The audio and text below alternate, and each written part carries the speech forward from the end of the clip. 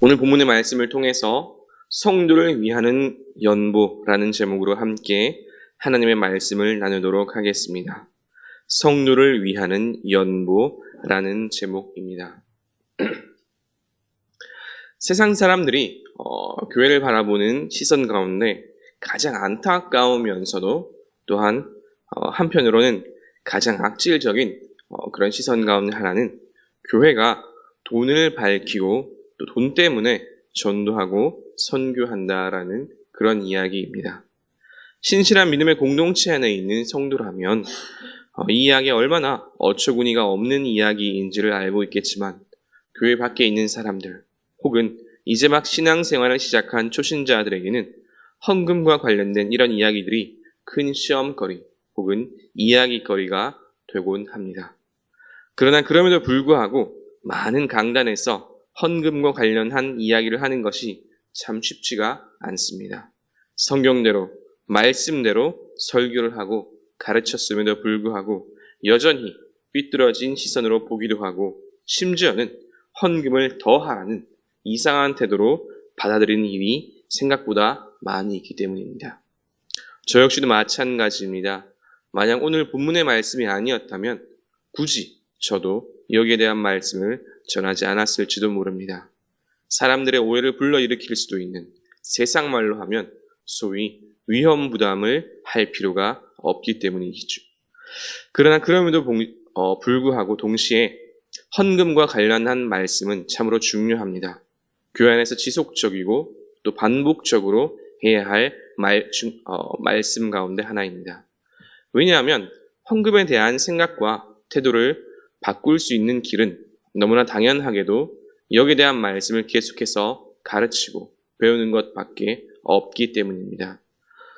오늘 함께 읽은 말씀은 이와 같은 헌금에 대한 중요한 태도와 이야기를 담고 있는 그런 말씀입니다. 오늘 말씀을 통해서 성경은 어떠한 태도로 연보, 즉 헌금을 해야 하는지, 그리고 성도들이 하는 헌금은 어떤 의미가 있는지에 대해서 함께 나누어 보도록 하겠습니다. 고린도전서 16장은 고린도전서를 마무리하고 정리하는 그런 장이지요. 그래서 고린도 교회를 향한 사도 바울의 몇 가지 권면과 부탁, 그리고 개인적인 요청들이 담겨 있는 장입니다. 그리고 그 가운데 연보에 대한, 헌금에 대한 권면을 가장 먼저 하고 있습니다. 이는 한편으로는 교회 안에서 하는 이 연보가 이전 장들이 중요한 영적 진리들, 즉 부활이나 생명, 성령의 권능과 같은 그런 영적 진리들 그 다음으로 아주 중요하다라고 볼 수도 있겠지요. 다르게 말하면 연보에 관한 바울의 권면이 어떤 절대적인 진리는 아닐지라도 적어도 바울이 권면한 태도와 방식이 상당히 유익하고 또 교회 안에 덕을 세울 수 있기에 아주 중요하다라고 할 수 있습니다. 이와 같은 연보에 대해서 바울이 가장 먼저 권면한 것은 1절 말씀과 같이 갈라디아 교회에게 명한 것과 같이 하라라는 것입니다. 그러면 당연히 갈라디아 교회에 권면한 것이 무엇인지 알아야겠지요. 갈라디아서 2장 9절과 10절 말씀을 보면 사도 바울이 초대교회 공동체 가운데서 이방인의 사도로 인정받으면서 다른 사도들로부터 당부받은 한 가지 아주 중요한 일이 있습니다. 다만 우리에게 가난한 자들을 기억하도록 부탁하였으니 이것은 나도 본래부터 힘써 행하여 왔노라 라는 말씀이죠. 무엇입니까? 그것은 가난한 자들, 작고 연약한 자들, 도움이 필요한 자들을 항상 기억하라는 것입니다. 이것이 오늘 말씀의 첫 번째 주제입니다. 성도는 항상 가난한 자들, 연약한 자들을 기억해야 한다는 것입니다. 우리가 헌금과 관련한 기도를 할 때 자주 하는 기도가 있지요. 이 헌금이 하나님의 나라를 확장하는 일에 쓰이게 해 주시옵소서 하는 그런 기도이지요. 하나님의 나라를 확장하는 일, 가장 직관적으로 생각하면 당연히 선교와 전도일 것입니다. 주변 사람들에게 복음을 전하고 또 해외에 나가 선교하는 것 참으로 중요합니다. 그러면 이것만이 하나님의 나라를 확장하는 일일까요? 당연히 아니겠지요. 우리 주변의 작은 자, 또 연약한 자들을 돕고 더불어 교회 안에서 도움이 필요한 사람들을 돕고 세워주는 일도 당연히 하나님의 나라를 위하는 일입니다. 사도들이 바울에게 부탁하고 또 바울이 갈라디아 교회 성도들에게 말한 것도 바로 이것입니다. 그리스도인은 교회 안팎의 작고 연약한 자들을 늘 기억하고 도와주어야 합니다. 그리고 이를 위해 반드시 필요한 것이 바로 연보, 헌금이지요. 실제로 대부분의 초대교회 공동체는 경제적으로 열악한 환경 가운데 있는 그런 공동체였습니다. 그 중에서도 예루살렘 교회는 더욱 심했지요. 로마 사회에서 그리스도인이 된다는 것은 당시 로마 사회 내의 사회적인 지위와 체계, 보호 등을 포기하는 일이었고 여기에는 당연히 경제적인 요소도 포함되어 있었습니다. 이러한 상황 속에서 여러 교회들의 연보는 정말 큰 힘이 되었지요. 말 그대로 교회의 성도들이 살아남을 수 있는 최소한의 힘이 되어 주었습니다. 그런데 그 가운데 참으로 흥미로운 것은 연보를 한 교회들도 사실 그리 풍족한 그런 상황은 아니었다는 점입니다. 헬라 지역의 여러 교회들이 크고 풍족해서 헌금을 하고 예루살렘 교회나 다른 교회들을 도왔을까요? 그렇지 않습니다. 그들도 작은 공동체였습니다. 그들도 열악한 환경 가운데 있는 공동체였습니다. 하지만 그럼에도 불구하고 그들은 비슷한 처지에 있는 다른 성도들을 생각하고 연보를 한 것입니다. 절대로 크다고 헌금을 하는 것이 아닙니다. 오히려 작은 자들이 작은 자들을 더 많이 돕습니다. 이것은 오늘이나 옛날이나 크게 다르지가 않지요. 왜 우리보다 연약한 자들을 도와야 할까요? 이것이 그리스도인으로서 너무나 당연한 일이기 때문입니다. 작고 가난한 자들을 기억하고 그들을 돕는 것은 그리스도인의 당연한 책무와도 같습니다. 그리고 바울은 이를 위해서 구체적인 3가지 지침을 이야기하였는데 이것이 오늘 2절 말씀에 나타나 있습니다. 매주 첫날에 너희 각 사람이 수입을 따라 모아두어서 내가 갈 때에 연보를 하지 않게 하라 라는 말씀입니다. 매주 첫날에 너희 각 사람이 수입을 따라 모아두어서 내가 갈 때에 연보를 하지 않게 하라입니다. 매주 첫날이 언제일까요? 매주 첫날. 현대로 생각해서 월요일이라고 생각해서는 안 됩니다. 매주 첫날은 안식일 바로 다음 날, 즉 주일입니다. 초대교회는 안식일 다음 날, 즉 주님께서 부활하신 그날에 다 같이 모여서 이 예배를 드렸습니다. 그리고 그때 다 함께 헌금을 하였지요. 이렇게 한 이유는 바로 뒷줄에 나옵니다. 바울이 고린도 교회를 방문하였을 때 그때서야 부랴부랴 연보를 하는 일이 없도록 하기 위해서입니다. 미리미리 늘 준비해 놓았다가 때가 되면 바울을 비롯한 전달자들이 전달할 수 있도록 하기 위함이지요. 그렇게 미리 준비하기가 가장 적당한 때가 언제입니까? 그날이 바로 온 성도들이 함께 모이는 주일입니다. 그리고 헌금에 대한 2번째 지침은 수입에 따라 하는 것입니다. 수입에 따라 연보하라는 지침은 2가지 의미를 동시에 내포하고 있습니다. 너무 인색하게도 하지 말고 그리고 너무 무리하게도 하지 말라는 것이지요.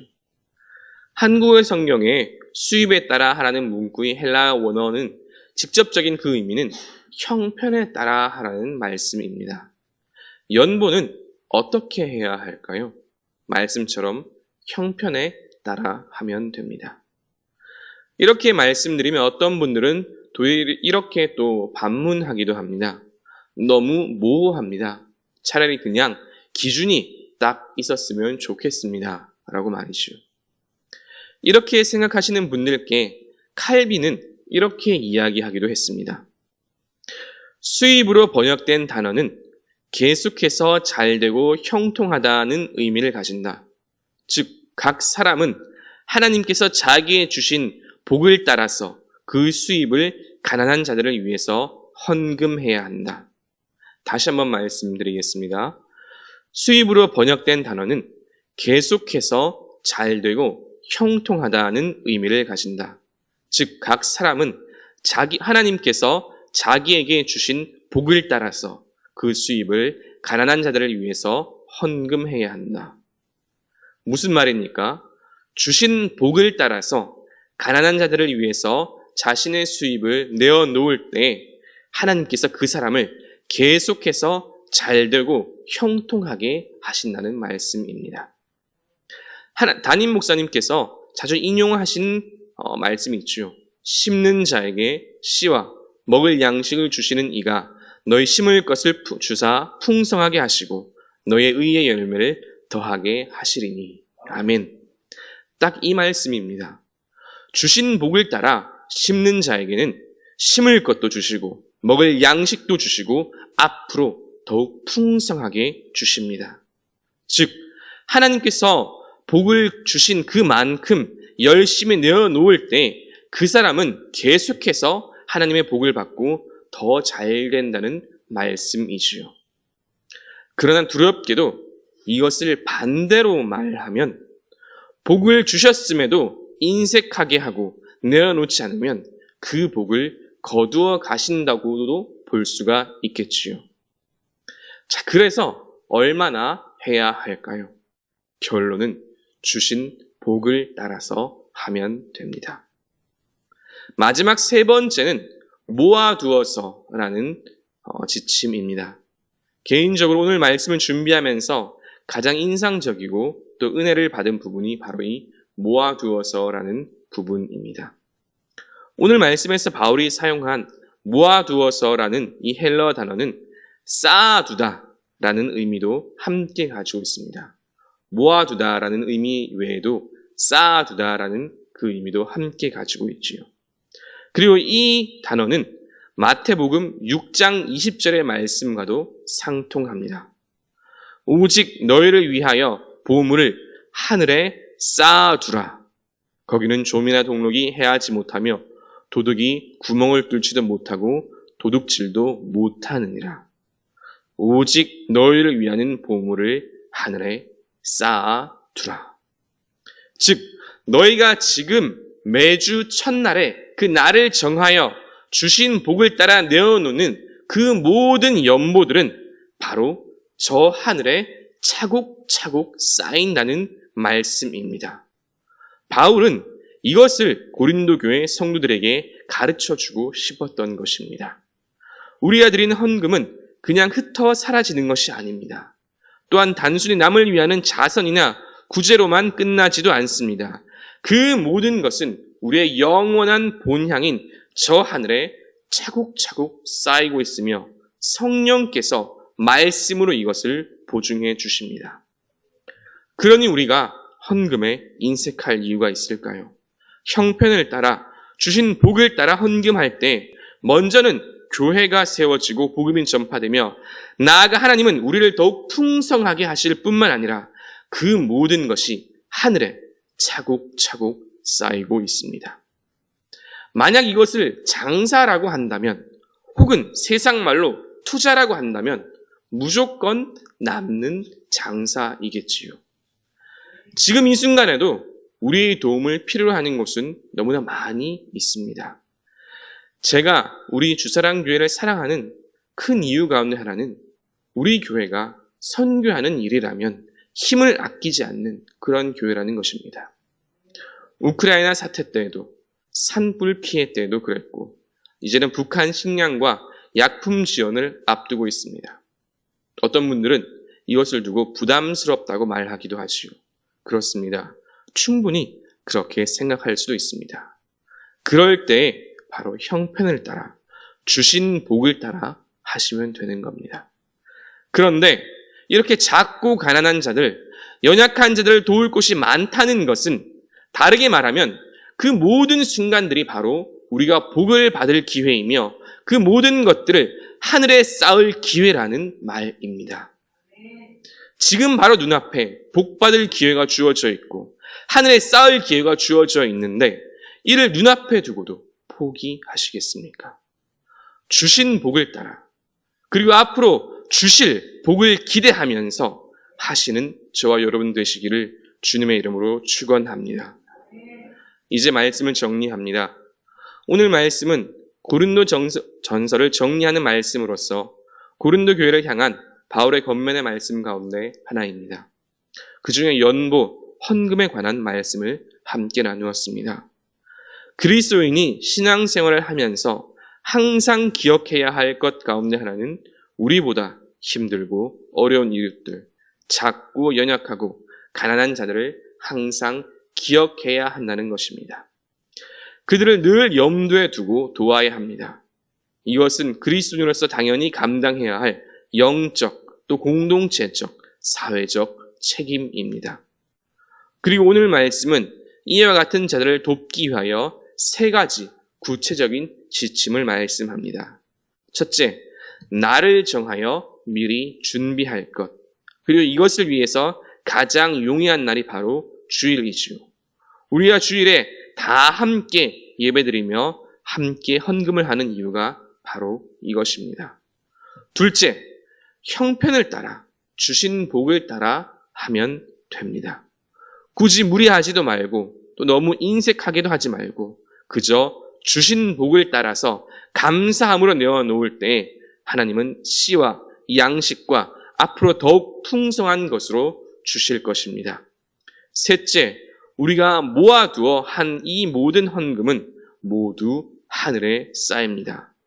세상에 흩어 뿌려 사라지는 것도 아니며 단순한 자선이나 구제도 아닙니다. 그 모든 것은 저 하늘에 차곡차곡 쌓인다는 사실을 우리는 반드시 기억해야 합니다. 그렇기에 도와주어야 할 곳이 많다는 것, 헌금해야 할 곳이 많다는 것은 곧 복받을 기회가 많다는 것이며 하늘에 쌓을 기회가 많다는 것입니다. 이를 믿고 감사함으로 주신 복을 따라 하늘에 심는 저와 여러분 되시기를 주님의 이름으로 축원합니다. 말씀을 생각하시며 찬송가 218장 함께 찬양 드리시겠습니다.